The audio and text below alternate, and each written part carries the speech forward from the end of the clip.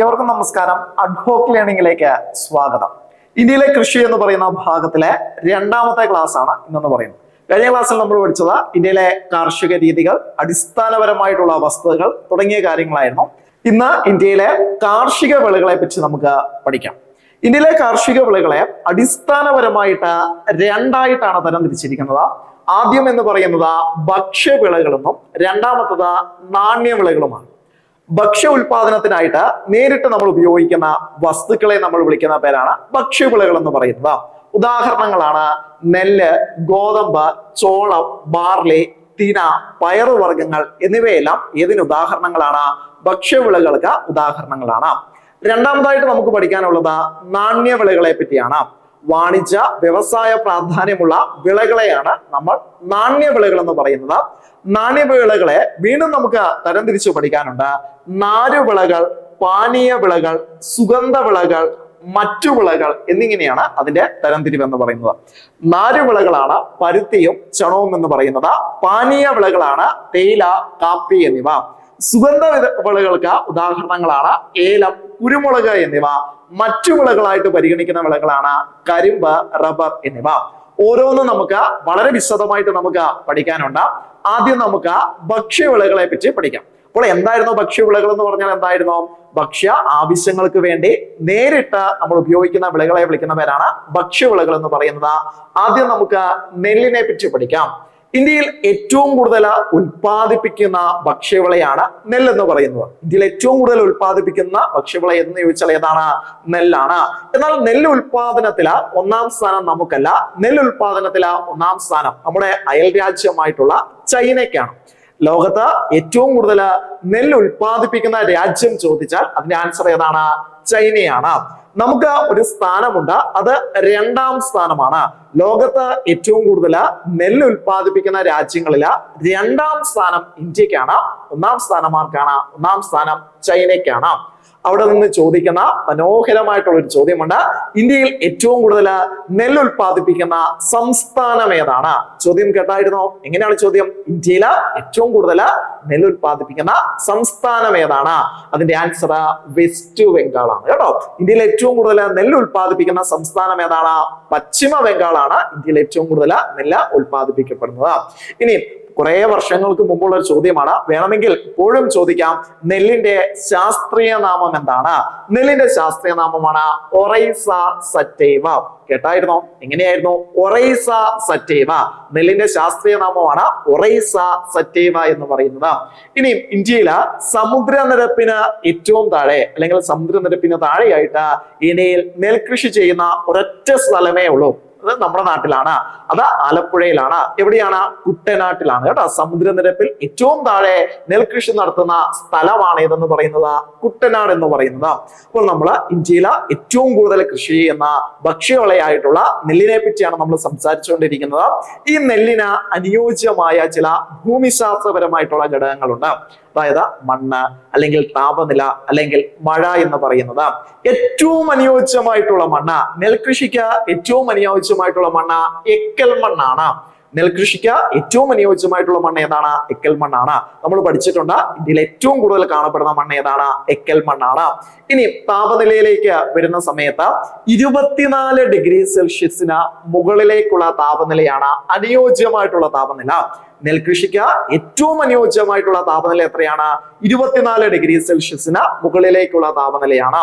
ഇനി 150 സെന്റിമീറ്ററിന് മുകളിലേക്കുള്ള മഴ ലഭിക്കണം. വാർഷിക വർഷപാതം എത്ര ലഭിക്കണമെന്നാ പറഞ്ഞത്? 150 സെന്റിമീറ്ററിന് മുകളിലേക്കാണ് വാർഷിക വർഷപാതം ലഭിക്കേണ്ടത്. അപ്പോൾ ഇത്രയും കാര്യങ്ങൾ നെൽകൃഷിക്ക് അനുകൂലമായിട്ടുള്ള ഘടകങ്ങളാണ്. ഒന്നുകൂടി ഞാൻ പറഞ്ഞുതരും. എക്കൽ മണ്ണാണ് നെൽകൃഷി ചെയ്യാൻ വേണ്ടി ഏറ്റവും അനുയോജ്യമായിട്ടുള്ള മണ്ണ് എക്കൽ മണ്ണാണ്. അതിനുശേഷം നമ്മൾ എന്താ പറഞ്ഞത്? അതിനുശേഷം താപനിലയുടെ കാര്യം പറഞ്ഞു. 24 ഡിഗ്രി സെൽഷ്യസിന് മുകളിലുള്ള താപനിലയാണ് അനുയോജ്യമായിട്ടുള്ള താപനില. മഴ എത്ര വേണമെന്നാണ് പറഞ്ഞത്? 150 സെന്റിമീറ്ററിന് മുകളിലേക്കുള്ള മഴ തീർത്തും അനുയോജ്യമായിട്ടുള്ള മഴയാണ്. ഇനിയും ഐക്യരാഷ്ട്ര സംഘടന അന്താരാഷ്ട്ര തലത്തില് നെല്ല് വർഷമായി ആചരിച്ച ഒരു വർഷമുണ്ട്, 2004 ഐക്യരാഷ്ട്ര സംഘടന അന്താരാഷ്ട്ര തലത്തില് നെല്ലു വർഷമായി ആചരിച്ച വർഷമാണ് 2004 എന്ന് പറയുന്നത്. ഇനിയും ഇന്ത്യയുടെ ഒരു വിശേഷണമാണ് കേട്ടോ, ഇന്ത്യയുടെ നെല്ലറ എന്നറിയപ്പെടുന്ന സംസ്ഥാനം ഏതാണ്? ഇന്ത്യയുടെ നെല്ലറ എന്നറിയപ്പെടുന്ന സംസ്ഥാനമാണ് ആന്ധ്രാപ്രദേശ് ആണ്. ഇന്ത്യയുടെ നെല്ലറ എന്നറിയപ്പെടുന്ന സംസ്ഥാനം ആന്ധ്രാപ്രദേശ് ആണ്. ഇവിടെ ചേർത്ത് വെച്ച് പഠിക്കണം, ഇന്ത്യയുടെ ധാനിപുര എന്നറിയപ്പെടുന്ന സംസ്ഥാനം ഏതാണ്? ചോദ്യം എങ്ങനെയായിരുന്നു? ഇന്ത്യയുടെ ധാനിപുര എന്നറിയപ്പെടുന്ന സംസ്ഥാനം ഏതാണ്? അത് പഞ്ചാബാണ്. ഇന്ത്യയുടെ ധാനിപുര എന്നറിയപ്പെടുന്ന സംസ്ഥാനം ഏതാണ്? പഞ്ചാബാണ്. അപ്പോൾ ഇന്ത്യയുടെ നെല്ലറ എന്നറിയപ്പെടുന്ന സംസ്ഥാനം ഏതാണ്? ആന്ധ്രാപ്രദേശ് ആണ്. തെക്കേ ഇന്ത്യയുടെ നെല്ലറ ഏതാണ്? അതൊരു സംസ്ഥാനമായിട്ടല്ല നമ്മൾ പഠിച്ചു വെക്കുന്നത്, അതൊരു സ്ഥലമായിട്ടാണ്. ആ സ്ഥലമാണ് തഞ്ചാവൂർ എന്ന് പറയുന്നത്. തഞ്ചാവൂര് നമ്മൾ പഠിച്ചിട്ടുണ്ട്. തഞ്ചാവൂർ ഏത് നദിയുടെ തീരത്താണ്? കാവേരിയുടെ തീരത്താണ്. തിരുച്ചിറപ്പള്ളി ഏത് നദിയുടെ തീരത്താണ്? കാവേരിയുടെ തീരത്താണ്. നമുക്ക് തിരിച്ചു വരാം. നമ്മൾ എന്താ പഠിച്ചത്? തെക്കേ ഇന്ത്യയുടെ നെല്ലറ എന്നറിയപ്പെടുന്ന ഏതാണ്? തഞ്ചാവൂരാണ്. ഇന്ത്യയുടെ നെല്ലറ ആന്ധ്രാപ്രദേശ് ആണ്. ഇനി കേരളത്തിന്റെ നെല്ലറ ചോദിച്ചാലോ? എല്ലാവർക്കും അറിയാം ഏതാണ്? കേരളത്തിന്റെ നെല്ലറ എന്നറിയപ്പെടുന്നത് അത് കുട്ടനാടാണ്. കേരളത്തിന്റെ നെല്ലറ എന്നറിയപ്പെടുന്ന ഏത് സ്ഥലമാണ്? കുട്ടനാടാണ്. ഇനി മറ്റൊരു കാര്യത്തിലേക്ക് നമുക്ക് പോവാം.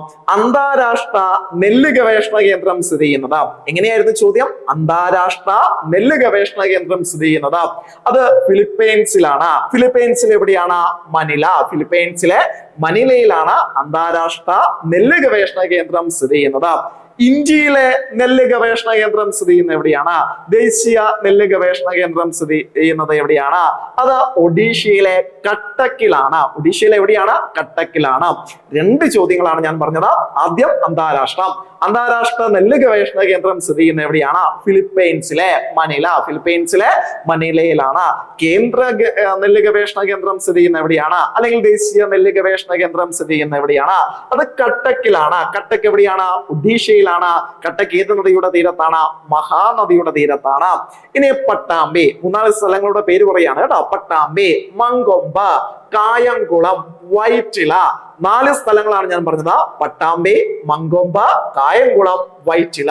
ഇത് ബസിന്റെ റൂട്ടല്ല. എന്താണ് ഈ സ്ഥലത്തിന്റെ പ്രത്യേകത? കേരളത്തിലെ നെല്ല് ഗവേഷണ കേന്ദ്രങ്ങൾ സ്ഥിതി ചെയ്യുന്ന സ്ഥലങ്ങളാണ് പട്ടാമ്പി, മങ്കൊമ്പ്, കായംകുളം, വൈറ്റില എന്നിവ. അപ്പോൾ ഇത്രയും കാര്യങ്ങൾ നെല്ലിനെ പറ്റി പഠിച്ചു വെക്കുക. നമുക്ക് രണ്ടാമത്തെ വിളയിലേക്ക് പോകാം. രണ്ടാമത്തെ ഭക്ഷ്യവിളയാണ് ഗോതമ്പ് എന്ന് പറയുന്നത്.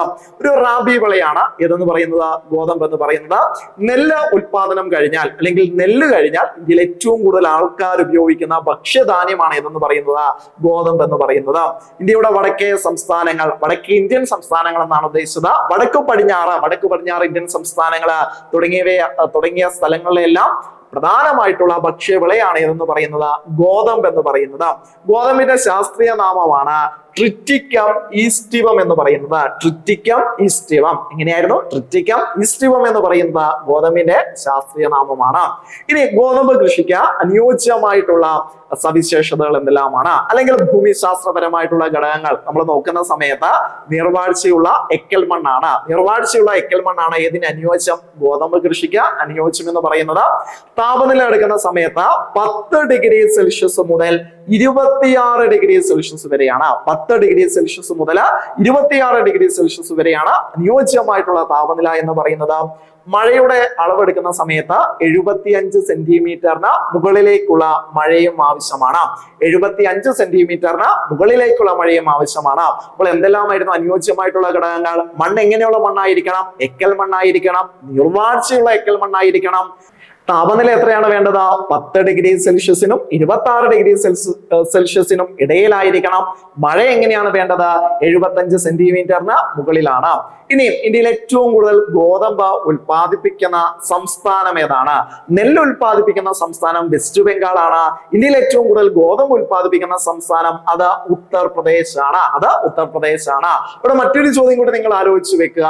ഹരിത വിപ്ലവത്തിലൂടെ ഏറ്റവും കൂടുതൽ നേട്ടമുണ്ടാക്കിയ ഭക്ഷ്യവിള കൂടിയാണ് ഇത് ഗോതമ്പ് എന്ന് പറയുന്നത്. ഹരിത വിപ്ലവത്തിലൂടെ ഏറ്റവും കൂടുതൽ നേട്ടമുണ്ടാക്കിയ ഭക്ഷ്യവിളയാണ് ഗോതമ്പ് എന്ന് പറയുന്നത്. ഇനി അടുത്ത ഒരു ഭക്ഷ്യവിളയിലേക്ക് നമുക്ക് പോവാം. ചോളമാണ്. ചോളത്തിന് ഒരു പ്രത്യേകതയുണ്ട്. ഉഷ്ണകാലത്തും ശൈത്യകാലത്തിലും ഒരുപോലെ കൃഷി ചെയ്യാൻ പറ്റുന്ന ഒരു വിളയാണ് എന്ന് പറയുന്നത് ചോളം എന്ന് പറയുന്നത്. ഉഷ്ണകാല സമയത്തും ശൈത്യകാല സമയത്തും ഒരുപോലെ കൃഷി ചെയ്യാൻ പറ്റുന്ന ഒരു വിളയാണ് എന്ന് പറയുന്നത് ചോളം എന്ന് പറയുന്നത്. ചോളം കൃഷിക്ക് ഏറ്റവും അനുയോജ്യമായിട്ടുള്ള മണ്ണ് നീർവാഴ്ചയുള്ള എക്കൽ മണ്ണ് തന്നെയാണ്. ചോളം കൃഷിക്ക് ഏറ്റവും അനുയോജ്യമായിട്ടുള്ള മണ്ണ് എന്ന് പറയുന്നത്. മഴ ശരാശരി 75 സെന്റിമീറ്റർ മഴയാണ് ആവശ്യമായിട്ടുള്ളത്.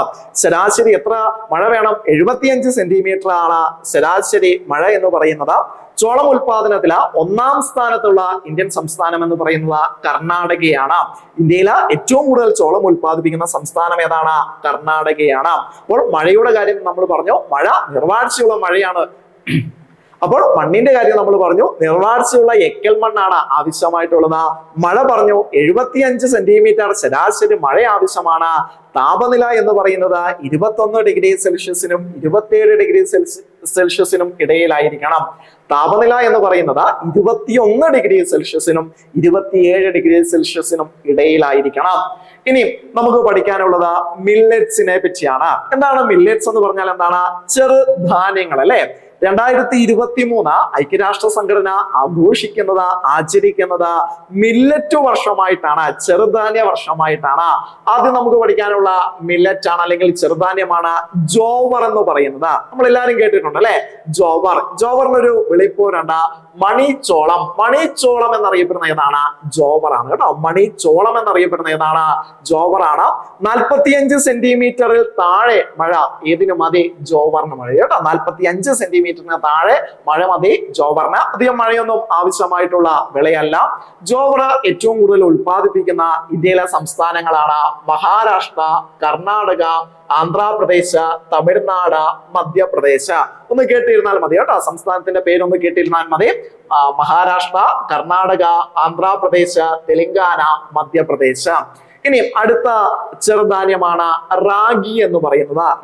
റാഗിക്ക് ഒരു പ്രത്യേകതയുണ്ട്. വരണ്ട പ്രദേശങ്ങളിൽ അധികമായി കൃഷി ചെയ്യുന്ന ഒരു വിളയാണ് എന്ന് പറയുന്നത് റാഗി എന്ന് പറയുന്നത്. റാഗി ഉൽപാദനത്തിൽ ഒന്നാം സ്ഥാനത്തുള്ള ഇന്ത്യൻ സംസ്ഥാനമാണ് കർണാടക. റാഗി ഉൽപാദനത്തില് ഒന്നാം സ്ഥാനത്തുള്ള ഇന്ത്യൻ സംസ്ഥാനമാണ് കർണാടക. വരണ്ട പ്രദേശങ്ങളിൽ അധികം കൃഷി ചെയ്യുന്ന ഒരു വിളയാണ് ഏതെന്ന് പറയുന്നത് റാഗി എന്ന് പറയുന്നത്. ഇനി റാഗിക്ക് വേണ്ട മഴയുടെ അളവ് എന്ന് പറയുന്നത് 70 സെന്റിമീറ്റർ മുതൽ 120 സെന്റിമീറ്റർ വരെയാണ്. എങ്ങനെയായിരുന്നു? 70 സെന്റിമീറ്റർ മുതൽ 120 സെന്റിമീറ്റർ വരെയാണ് റാഗി കൃഷിക്ക് അനുയോജ്യമായിട്ടുള്ള മഴ എന്ന് പറയുന്നത്. മണ്ണ് അങ്ങനെ പ്രത്യേകിച്ച് എടുത്ത മണ്ണ് പറയുന്നില്ല. റെഡ് സോയിലും നമ്മൾ ചെമ്മണ്ണ് എന്ന് പറയും അല്ലെ, ചെമ്മണ്ണിലും അതോടൊപ്പം തന്നെ ബ്ലാക്ക് സോയിലും എല്ലാം ഏത് കൃഷി ചെയ്യാറുണ്ട്? റാഗി കൃഷി ചെയ്യാറുണ്ട്. ഇനി നമുക്ക് പഠിക്കാനുള്ള ചെറുധാന്യമാണ് ബജ്ര എന്ന് പറയുന്നത്. അപ്പോൾ നമ്മൾ ജോവർ പഠിച്ചു, റാഗി പഠിച്ചു. മൂന്നാമതായിട്ട് പഠിക്കാനുള്ളതാണ് ബജ്ര എന്ന് പറയുന്നത്. ബജ്ര കൃഷിക്ക് ഏറ്റവും അനുയോജ്യം മണൽ നിറഞ്ഞ പ്രദേശങ്ങളാണ്. മണൽ നിറഞ്ഞിട്ടുള്ള മണ്ണാണ് ബജ്ര കൃഷിക്ക് ഏറ്റവും അനുയോജ്യമായിട്ടുള്ളത്. ബ്ലാക്ക് സോയിലും നല്ല രീതിയിൽ തന്നെ ബജ്ര എന്ത് ചെയ്യാറുണ്ട്? വളരാറുണ്ട്. മഴ വളരെ കുറച്ചു മഴ മതി. 40 സെന്റിമീറ്റർ മുതൽ 75 സെന്റിമീറ്റർ വരെ മഴയാണ് ഏതിനാവശ്യമായിട്ടുള്ളത്? ബജ്രയ്ക്ക് ആവശ്യമായിട്ടുള്ളത്. അങ്ങനെ മഴ കുറഞ്ഞ ഇന്ത്യൻ പ്രദേശങ്ങളിലായിരിക്കും ബജ്ര ഏറ്റവും കൂടുതൽ കാണപ്പെടുന്നത്. രാജസ്ഥാൻ, ഉത്തർപ്രദേശ്, മഹാരാഷ്ട്ര, ഗുജറാത്ത്, ഹരിയാന എന്നിവയെല്ലാം നല്ല രീതിയിൽ ബജ്ര കാണപ്പെടുന്ന പ്രദേശങ്ങളാണ്. അപ്പോൾ ഇന്നത്തെ ക്ലാസ്സിൽ നമ്മൾ പഠിച്ചത് ഭക്ഷ്യധാന്യങ്ങളെ പറ്റിയും നാണ്യ വിളകളെയും പറ്റിയാണ് ഇന്നത്തെ ക്ലാസ്സിൽ നമ്മൾ പഠിച്ചത്. ഇതിന്റെ തുടർച്ചയായിട്ടുള്ള കാര്യങ്ങൾ നമുക്ക് അടുത്ത ക്ലാസ്സിൽ കാണാം. ക്ലാസ് കണ്ടുകൊണ്ടിരുന്ന എല്ലാവർക്കും നന്ദി.